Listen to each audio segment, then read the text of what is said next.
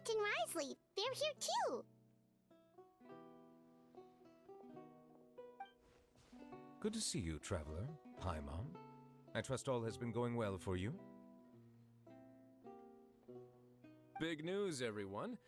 The Udex is out of his office on important business. Is that genuinely something people would consider big news? Why wouldn't they? Important business is a big deal. Ah, yes, you're quite right. When someone you care about requires emotional support, being there for them at the right time and place is of the utmost importance. After reading the Maréchal Phantom's reports, I had a feeling a trip here might be in order. Take note. That, my friends, is how Monsieur Neuvillette shows that he cares. We're both here for the same purpose, actually, to accompany Sigewinne as she pays her respects to her late teacher. So the old friend she mentioned was her teacher then? The witch? Oh, sorry. Paimon didn't mean to be rude. It's only 'cause Sigewinne calls her that all the time, so... I doubt she considers that title to be offensive, Paimon. Don't worry. Indeed. In fact, I believe Sigewinne would take it as a sign of affection. She has spoken of this doctor on many occasions, and it sounds like she was a truly generous individual. In those days, many people harbored prejudices against Melusines. She was the only teacher willing to take Sigewinne on as a student. Wow. It's really nice of you two to be here for Sigewinne. Guess you guys really look out for your younger colleagues, huh? Younger colleague? Well, that might be true for the Udex, but I'm not sure I can say the same. Sigewinne served a sentence in the fortress of Meripede hundreds of years ago, and after she did her time, she decided to stick around. She's been an integral part of our administration ever since. Strictly speaking, the head nurse has been around longer than most people in the fortress, myself included. Pretty sure that makes me the younger colleague. She served a sentence? Yes. Long before I became Udex, there was an ancient law in Fontaine that prohibited any attempt to transform another species into a human.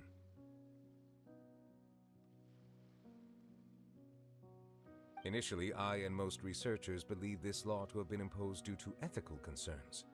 But now, it seems more likely that the law was nothing more than an insurance policy, a way for Egeria to ensure that her people would remain insulated from the truth, thus enabling them to lead more straightforward, happier lives. Ignorance is bliss, as they say. Sigewinne had her reasons for choosing to obtain a human form, but the act was nonetheless in clear violation of the law. Could you tell us a little bit more about what happened back then? Certainly. Sigewinne does not object to her close friends learning about her history. In fact, I first learned of it myself because she confessed the truth to me of her own volition.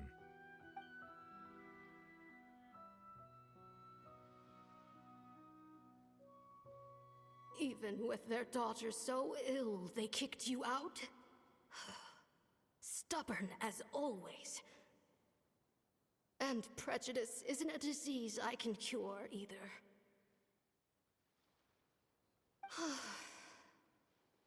Shame that I don't have the energy to get over there.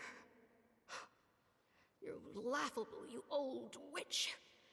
You want to save everyone in Fontaine, but you can't even save the patient before you. Master, what are you... I discovered a strange disease, one I suspect that every Fontainian suffers from.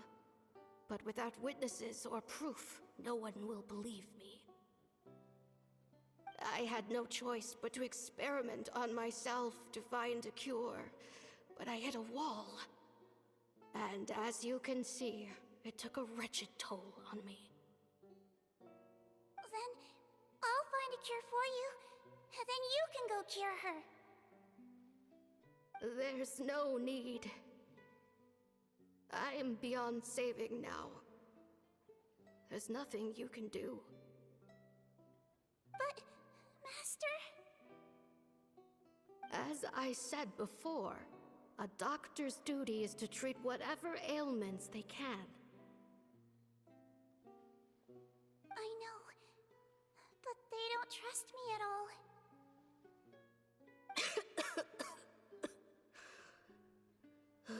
That girl. She's your first ever patient, isn't she? Tell me, what cost are you willing to bear to see her cured? I'll do whatever it takes. Even if it means breaking the law and being punished for it? As long as I don't hurt anyone. Yes.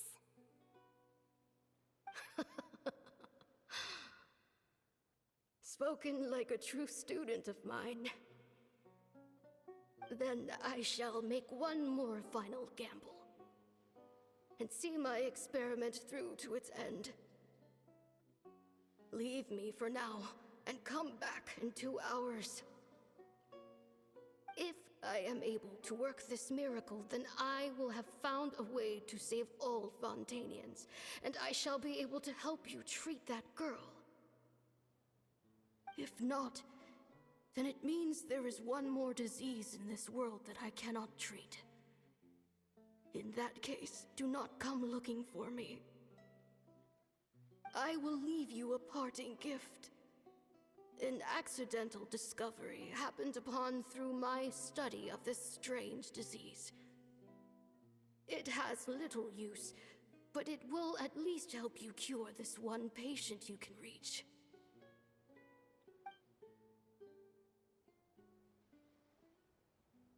When Sigewinne returned, the miracle had not occurred.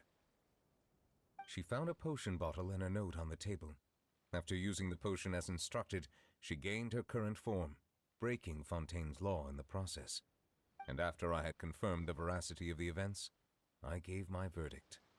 So that's what happened.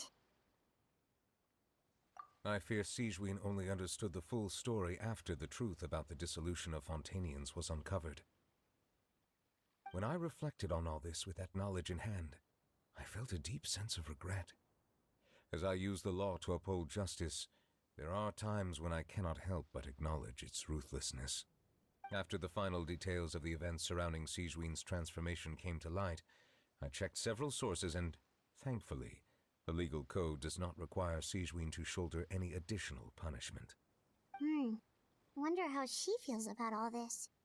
Since she invited you here, I imagine she intends to speak of these matters with you, no?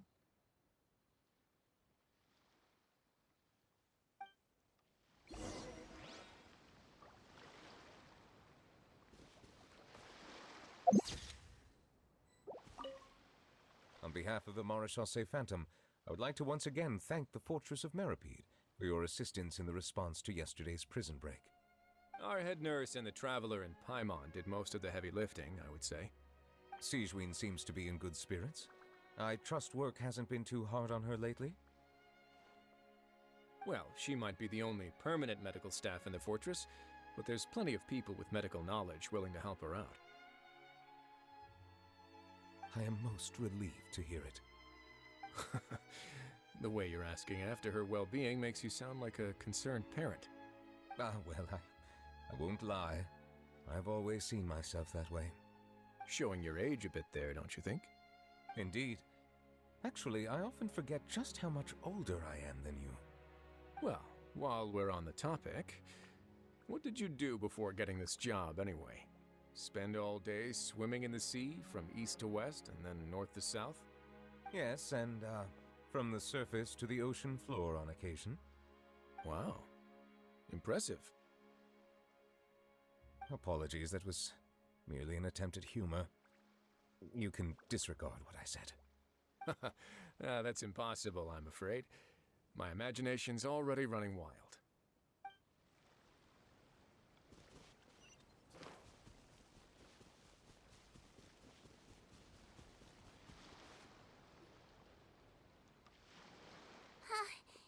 You're here.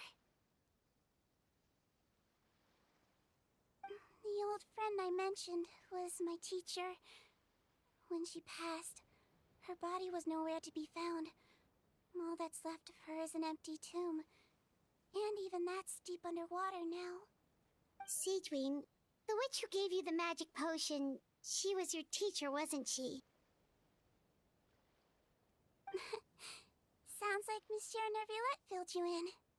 After learning the truth, it must have been hard to process, huh? Well, to be honest, after I realized what really happened that night, my first thought was that it kind of made sense. It seemed exactly like the sort of thing she would do. But she was planning to sacrifice herself and never told you. That's just who she was. If lying is what it took to get a kid to take their medicine, then that's what she'd do. Alright, but why did you turn yourself in? I broke the law, simple as that. My teacher made her choice, and I made mine. True. It's just the way Patton framed it when he was asking you all those questions, it made Paimon really mad. You're not like him at all, and everything Neuvillette said confirms that. And yet, you were still convicted and thrown in prison. It just feels so unfair. Unfair? I happen to think just the opposite. If I hadn't served that time, I'm not sure I would have been able to stay strong when he was questioning me. What makes you say that? I knew you'd be curious. Let me tell you a story.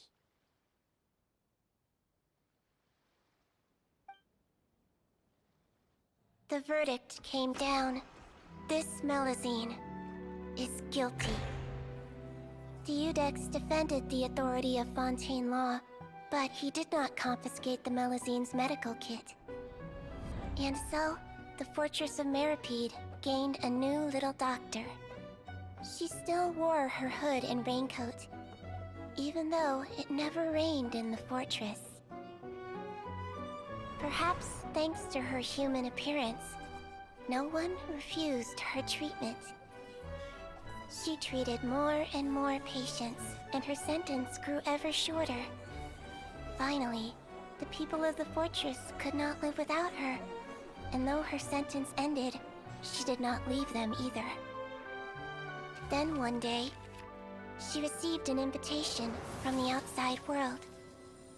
The location seemed familiar, and when she arrived, an old lady was waiting for her. She saw right through the Melusine's disguise, but didn't reveal it. Instead, she asked a question. Tell me, why do you think you gained the respect of so many people, despite being a Melusine? Because I look like a human? It's been 50 years, Sijuin, and you haven't aged a day. I think everyone knows you are not human. I finally found you, after all these years. I still remember, you know. It was you who saved me that night. But how? I was no longer a Melusine by then. Does it really matter if you're human or Melusine? I remember the warmth of your palm. It's quite unmistakable. And you know what? It hasn't changed one bit. You don't have to hide anymore, Sijuin. These days, everyone wants to make friends with Melusines. And I think that it's all because of you. I'm sorry I couldn't say this until now, but thank you, Dr. Melusine. Now that's an ending Paimon can get behind. After hearing everything Patton said, I wanted to tell him that it didn't matter who he looked like on the outside. But it was too late. The warmth in his palm had already disappeared. I tried to treat him, but the roots of his problem had nothing to do with his face. I understand. Thanks, you two. I appreciate you being here for me while I talk this through. Oh, it's nothing. Our pleasure. Oh, there's one more reason I invited you here. It's about time I finally give you what I promised. In order to restore the appearances of the face-swapping victims, the Marechaussee Phantom gave me special permission to make a few bottles of that potion. And I made one extra just for you two. We don't need it though. Shouldn't we destroy it? Well, even if you chose to destroy it, I still thought I should give it to you first. You two did so much for me. How could I break my promise? Well, fair enough, but anyway, Paimon's definitely not interested in this stuff anymore. Still, if this is the very last bottle in all of Teyvat, getting rid of it would feel like kind of a waste. Maybe we can give it a special meaning somehow. Oh, Paimon's got it! Melusine physiology wasn't affected by the Great Flood, right? So that means the potion should have a permanent effect on you. In that case, what do you say, Cedrine? Ever thought about transforming back to the way you used to look? After all, from a Melusine point of view, Paimon bets Melusines look the cutest of all. Paimon, after everything, do you really think it matters whether I'm Melusine or a human? Well, what was Paimon thinking? You made up your mind a long time ago. Yeah, let's just destroy this thing. Leave it to me.